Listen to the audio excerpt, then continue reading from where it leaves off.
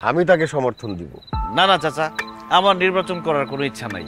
এটা অনেক কঠিন কাজ। আপনি যেটা করতেছেন সুন্দরভাবে পালন করতেছেন, আপনিই থাকবেন সবসময়। আরে নির্বাচন আসুক না, নির্বাচন আসতে তো সময় আছে। নির্বাচন আসলে তুমি দাঁড়াবা, আমিও সেটা চাই। তুমি ভালো কাজ করতে পারবা। আর আপনারা সবাই একটু খাওয়া দাওয়া করে যাবেন। এই গরিবের বাড়িতে একটু ডাইল ভাত রান্না হয়েছে আপনাদের জন্য, খায় যাবেন। মিজান, মিজান, কি এত কষ্ট করে যুদ্ধ করে ক্ষমতাটা অর্জন করেছিলেন, এখন এভাবে সহজে ছেড়ে দিলেন? আসলে কমিশনার হওয়ার ইচ্ছা আমার কখনোই ছিল না। আমার স্বপ্ন অন্যটা। আমি শুধু চেয়েছিলাম যোগ্য জনপ্রতিনিধি হোক। কিন্তু আমি যেটা বুঝলাম, শুধু জনপ্রতিনিধি যোগ্য হলে হবে না, জনগণকেও যোগ্য হতে হবে, নাহলে দেশের উন্নতি হবে না।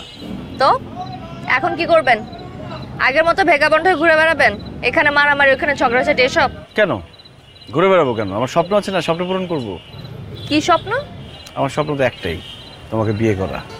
I love you Neha. আবার এত কিছুর পর আপনি ওই জায়গাটাতে আটকে আছেন? আমার লক্ষ্য একটা এবং সেটাই স্থির। তুমি তো আমাকে বুঝলা না।